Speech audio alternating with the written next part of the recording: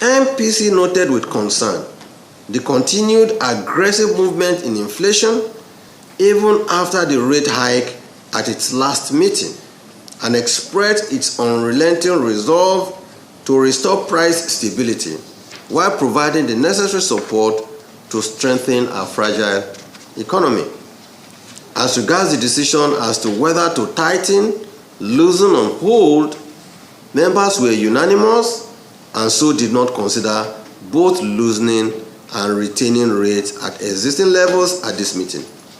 This is because on loosening, the MPC felt loosening will worsen the existing liquidity condition in the economy and further dampen money market rates necessary to stimulate savings and investments.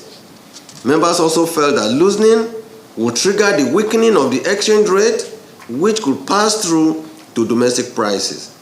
MPC did not also consider holding rates constant because a hold stance may suggest that the bank is not responding sufficiently to both the global and domestic price developments as inflation numbers continue to trend aggressively upwards. And as regards tightening policy stance, members were unanimous that given the aggressive increase in inflation, coupled with the resultant negative consequences, particularly on purchasing power of the poor, as well as retarding growth, there is the need to continue to tighten. However, the policy dilemma was hinged around the level of tightening needed to rein in inflation without dampening manufacturing output, which could result from the higher cost of borrowing. Aside from narrowing the negative real interest rate gap, members were also of the view that tightening would signal a strong determination of the bank to aggressively address its price stability mandate and portray the MPC's sensitivity to the impact of inflation on the vulnerable households and the need to improve their disposable income. Members also noted that the last 150 basis points hike by the committee in May had not permeated enough in the economy to halt the rising trend in inflation, and noted that the month-on-month percentage point increase in headline inflation rose sharply in June 2022 compared with May 2022. MPC also noted that other complementary administrative measures deployed by the bank to address the growth in money supply did not moderate the inflationary trend.